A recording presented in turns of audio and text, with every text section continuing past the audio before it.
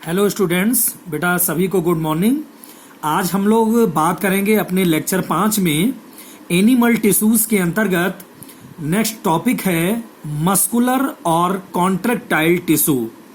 बेटा मस्कुलर या contractile tissue, इसको कॉन्ट्रैक्टाइल टिश्यू इसलिए कह रहे हैं क्योंकि इसके अंदर जो पाई जाने वाली मसल सेल्स है उसमें दो पिक्यूलियर प्रॉपर्टीज पाई जाती है। पहली प्रॉपर्टी होती है कंडक्टिविटी और दूसरी होती है कॉन्ट्रैक्टिबिलिटी। ये बेटा क्या होता है कि कॉन्ट्रैक्टाइल का मतलब ही होता है जो संकुचनशील हो, जो संकुचित हो। इसका मतलब है मस्कुलर टिश्यूज के अंतर्गत ऐसी मसल सेल्स जो आपस में कॉन्ट्रैक्टाइल कर रही है, आपस में कॉन्ट्रैक्टिबिलिटी बनाए रखती हुई है और आपस में क्या है, वो चलने में या मूवमेंट करने में सहायता कर रही है। तो इसके अंदर आपको पता है कि ये जो कॉन्ट्रैक्टाइल टिश्यू है वो कॉन्ट्रैक्टाइल इस वजह से है क्योंकि मसल सेल में एक प्रोटीन होती है और उस बेटा प्रोटीन को हम बोलते हैं एक्टिन और मायोसिन प्रोटीन।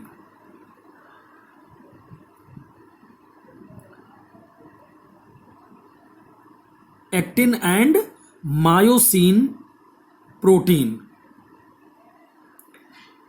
ये एक्टिन या मायोसिन प्रोटीन एक ऐसी प्रोटीन है जो कॉन्ट्रैक्टाइल प्रोटीन कहलाती है और इसी की वजह से हमारी मसल्स कॉन्ट्रैक्शन करती है बेटा। तो मस्कुलर या कॉन्ट्रैक्टाइल टिश्यू का अंतर मतलब ही है कि ऐसी मसल सेल, चूंकि हम लोगों में जो मस्कुलर सिस्टम पूरा चल रहा है, आपको पता है कि ह्यूमन बॉडी में 639 एक मसल्स का नेटवर्क पाया जा रहा बेटा। और वो नेटवर्क जो पाया जाता है तो उसमें 3 प्रकार की मसल्स होती हैं। एक तो स्ट्रिएटेड मस्कुलर टिश्यू के अंतर्गत होती हैं, एक स्मूथ मस्कुलर टिश्यूज के अंतर्गत होती हैं और एक बेटा कार्डियक मस्कुलर टिश्यूज के अंतर्गत होती हैं। तो अगर हम इसका स्ट्रक्चर देखें, मस्कुलर टिश्यू का अगर हम स्ट्रक्चर देखें तो इसको कैसे बेटा डिफाइन करेंगे? The muscle cells are highly elongated and contractile, so are called muscles fiber. These have large number of contractile proteinous thread called the myofibrils and a contractile cytoplasm called the sarcoplasm. The muscular tissue help in various types of movements and locomotion. तो इस muscular tissues के अंतर्गत आप अगर एक muscle cells को देखें तो उसमें एक क्या है, कॉन्ट्रैक्टाइल प्रोटीनियस थ्रेड है। इसके अलावा मायोफिब्रिल लगी हुई है, मायोफिब्रिल्स पाई जा रही है और जो अंदर साइटोप्लाज्म फैला हुआ है उस सेल के अंदर उसको बोल रहे हैं सार्कोप्लाज्म। उसको क्या बोल रहे हैं? सार्कोप्लाज्म बेटा। तो मस्कुलर टिश्यू का जो मेन वर्क है या मेन कार्य है वो क्या कर रही है कि हम लोगों में जो मूवमेंट और लोकोमोशन की प्रोसेस है उसमें वो हेल्पफुल है। इसका मतलब है कि ये मसल सेल्स एक प्रकार की कॉन्ट्रैक्टाइल सेल्स के अंतर्गत है जो लोकोमोशन और मूवमेंट के लिए रिस्पॉन्सिबल है। अब इसके बाद अगर हम बात करें कि types of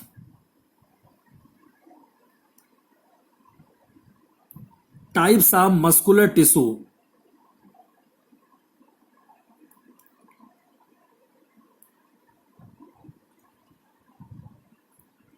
types of muscular tissue की बेटा बात करें तो आपको मैंने बताया कि 3 प्रकार के टिश्यू होते हैं। पहला जो हमारा होता है स्ट्रिएटेड,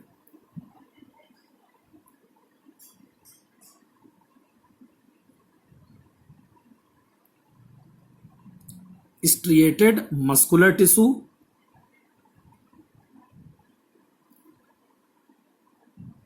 सेकंड बेटा होता है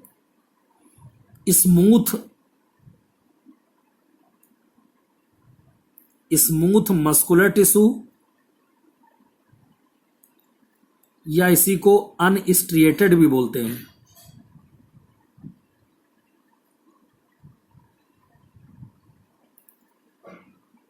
मस्कुलर टिश्यू, और थर्ड बेटा होता है cardiac muscular tissue. Cardiac muscular tissue. तो हमारा जो मस्कुलर टिश्यू है या कॉन्ट्रेक्टाइल टिश्यू है वो तीन रूपों में है। एक को हम बोलते हैं स्ट्रिएटेड मस्कुलर टिश्यू, सेकंड को बोलते हैं स्मूथ मस्कुलर टिश्यू या अनस्ट्रिएटेड टिश्यूज, और थर्ड को बोलते हैं cardiac muscular tissue.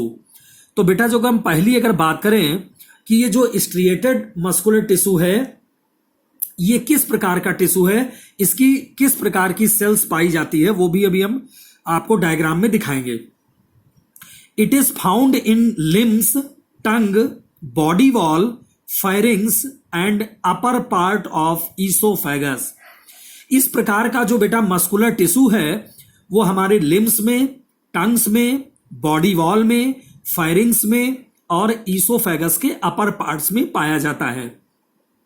The muscles fibers are arranged in bundles called fasciculi. Each muscle's fiber is long, cylindrical and unbranched. These have blunt ends. Each is covered by special covering called the sarcolemma.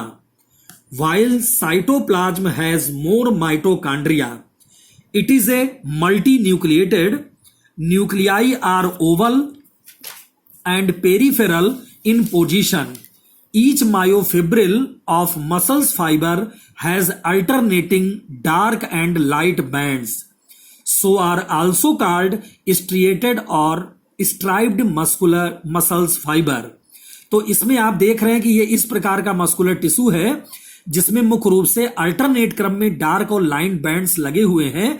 इसी कारण इसको हम क्या बोलते हैं, striped muscles fibre भी बोलते हैं। Each dark bands has a central light zone called the Hansen's line or H zone, while each light band has dark zone at its center called Z line. The part of myofibril between the two adjacent Z lines is known as sarcomere. These are under the will of animal so called voluntary muscles fibre.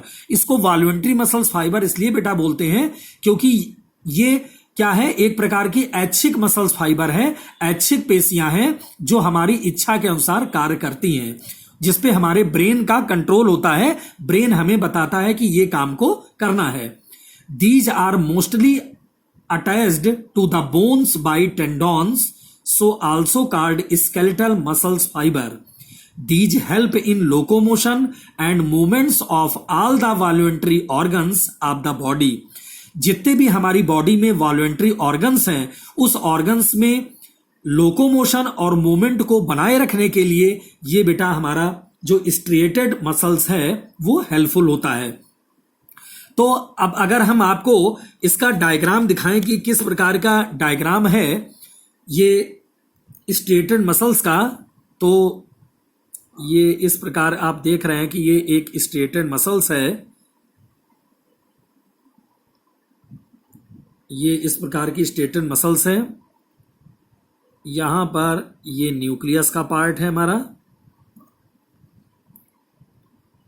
Multi nucleated है, बहुत से nucleus होंगे और दो प्रकार के bands बेटा लगे हुए हैं इसमें। कुछ बैंड्स ऐसे हैं जो डार्क हैं और कुछ बैंड्स ऐसे हैं जो लाइट है।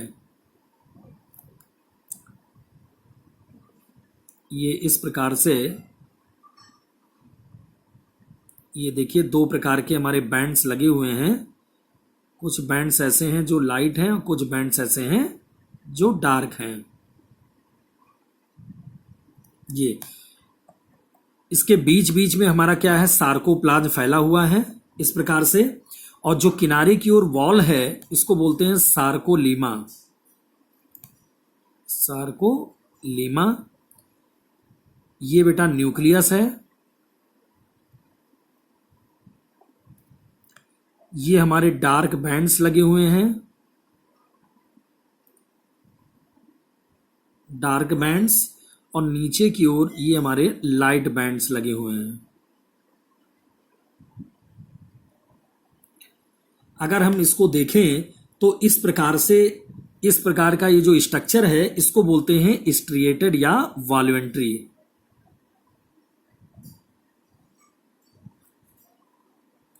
स्ट्रिएटेड या वॉल्यूमेंट्री मसल्स।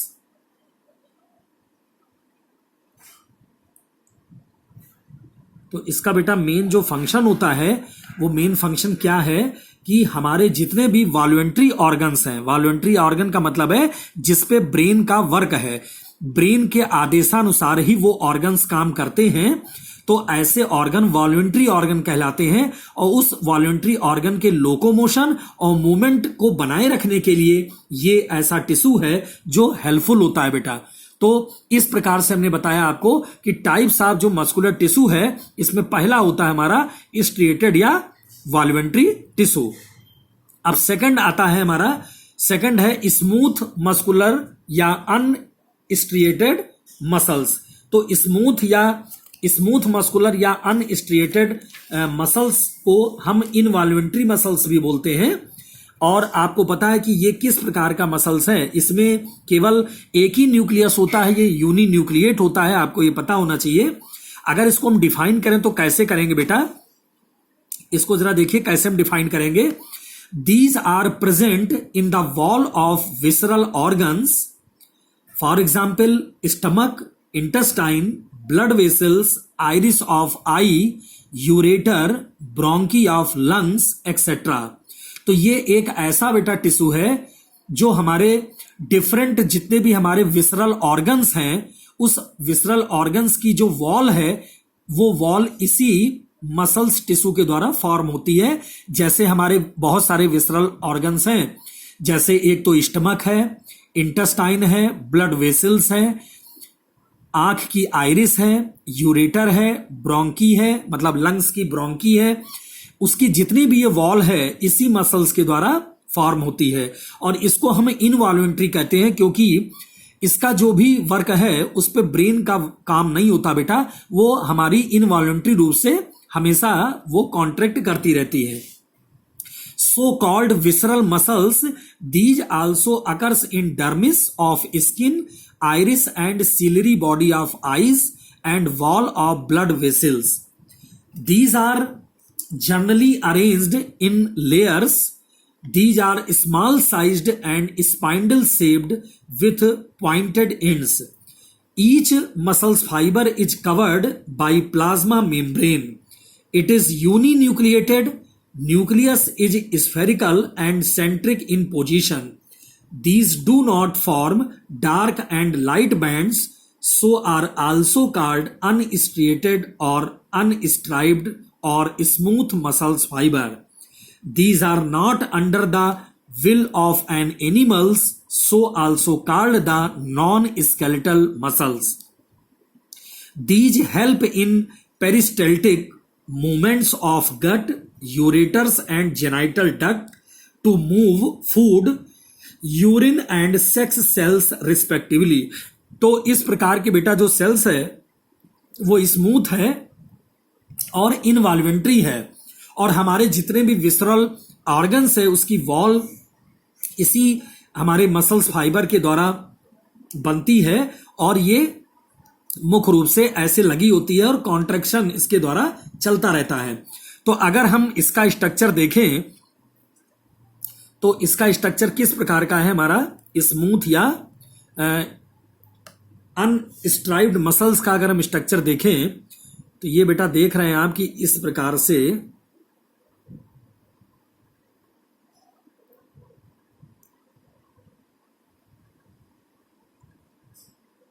ये एक स्पाइंडल शेप्ड स्ट्रक्चर के तरीके फॉर्म है, और आप देख रहे हैं कि इस प्रकार से बीच में इसमें सिंगल न्यूक्लियस है केवल, और मायोफिब्रिल ऐसे लगे हुए हैं। पूरे सेल्स में मायोफिब्रिल ऐसे लगे हैं बेटा। इसके बीच बीच के अंदर जो हमारी सेल है, इस सेल के अंदर सार्कोप्लाज्म बेटा पाया जा रहा है। ये हमारे क्या लगे हैं, मायोफिब्रिल। इसी मायोफिब्रिल की वजह से कॉन्ट्रैक्शन होता है। ये मायोफिब्रिल्स हैं। ये इसका सिंगल न्यूक्लियस है क्योंकि यूनी न्यूक्लिएटेड सेल्स होती है ये। और यहां पर प्लाज्मा मेम्ब्रेन है और अंदर की ओर बेटा पड़ा हुआ है सार्कोप्लाज्म। क्या पड़ा है, सार्कोप्लाज्म। तो इसको हम क्या बोलते हैं, अनस्ट्रेटेड या स्मूथ मसल्स फाइबर। तो ये हम लोग बात जो कर रहे थे कि इस प्रकार का जो हमारा टिश्यू है वो कैसे वो फॉर्म हो रहा, कैसे कॉन्ट्रेक्टाइल पोजीशन में फॉर्म है। तो इस आधार पे हमारे बहुत सारे डिफरेंट विसरल ऑर्गन्स लगे हुए हैं जो जहां पर ये उसकी वॉल को फॉर्म करता है। तो इसीलिए इसको बेटा अनस्ट्राइप्ड मसल्स कहते हैं क्योंकि इस पे ब्रेन का कोई कॉन्ट्रैक्शन, ब्रेन का कोई भी वर्क नहीं होता। अब हम तीसरा बात करते हैं कार्डियक मसल्स। बेटा कार्डियक मसल्स एक ऐसा मस्कुलर टिश्यू है जिसको अगर हम देखें तो तीसरा हमारा है कार्डियक।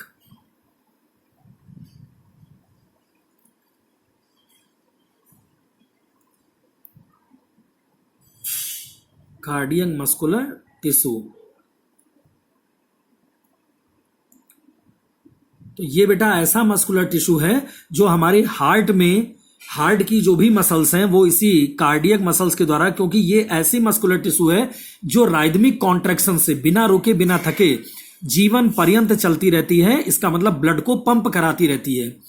तो अगर इसको डिफाइन करें तो कैसे हम करेंगे, these are found in the myocardium of the heart. ये हमारे हार्ट के जो मायोकार्डियम पार्ट है उस पे वहां पर ये फाउंड होती है। These are similar to striated muscles fiber in being cylindrical with light and dark bands with more mitochondria and covered with sarcolemma. These are similar to smooth muscles fibers in being uninucleated and involuntary. ये भी कैसी है, ये भी बेटा uninucleated है। ये भी यूनिन्यूक्लिएटेड है और कैसी है, इनवॉलेंट्री है। ये भी कैसी है, यूनिन्यूक्लिएटेड और इनवॉलेंट्री रूप से लगी हुई है। These have certain peculiar properties, that is their ends are flat and zigzag called intercalated disc and are branched and interconnected by oblique bridges, so forming a network.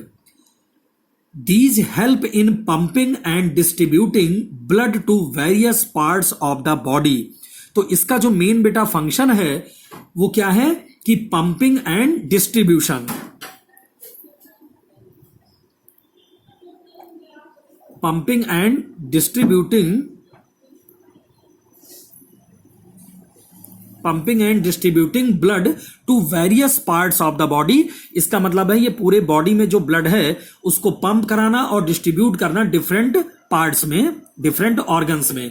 तो ये हमारा जो कार्डियक मसल्स फाइबर है, cardiac muscles fibre है, ये इस प्रकार का है कि निरंतर बिना रुके बिना थके जीवन पर्यंत इसकी बेटा जो सेल्स है वो राइदमिक कॉन्ट्रैक्शन बनाए रखती है।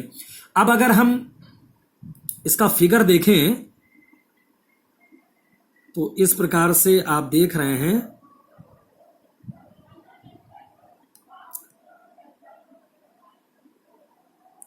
ये इस प्रकार से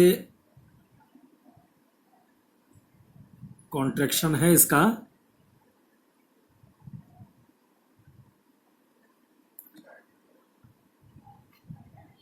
इसको बोलते हैं कार्डियक मसल्स फाइबर।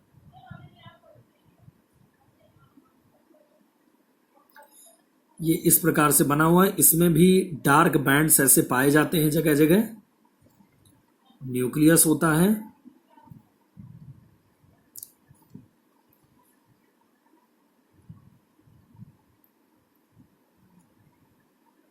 ये डार्क बैंड्स जगह जगह लगे हैं।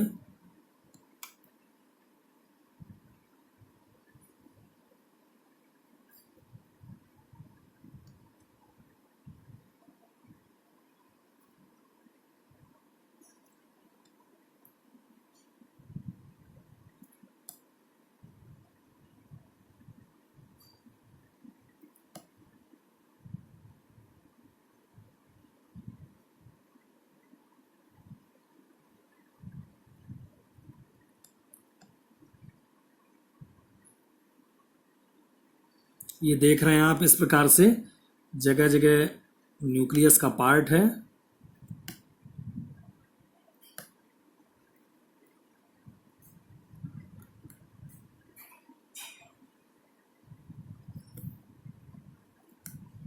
ये इस प्रकार से बैंड्स लगे हुए हैं बीच बीच में,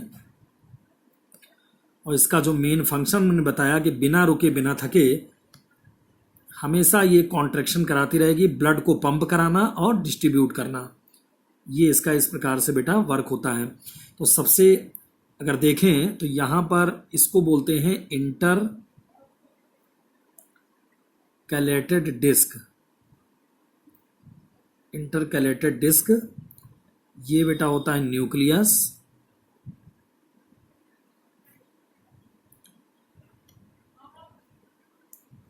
ये होता है ऑब्लिक्यू ब्रिज,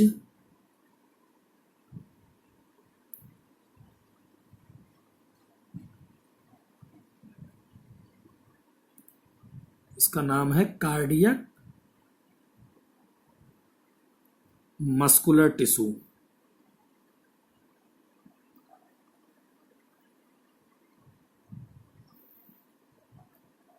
तो इस प्रकार से बेटा इसका स्ट्रक्चर होता है। और आप देख रहे हैं कि हमने आज अपने लेक्चर 5 में 3 प्रकार के टिश्यूज बताए। मस्कुलर टिश्यूज के अंतर्गत 3 प्रकार के टिश्यूज थे, स्ट्रिएटेड मस्कुलर टिश्यू, इसके अलावा स्मूथ मस्कुलर या अनस्ट्रिएटेड मस्कुलर टिश्यू, और थर्ड था हमारा कार्डियक मस्कुलर टिश्यू बेटा।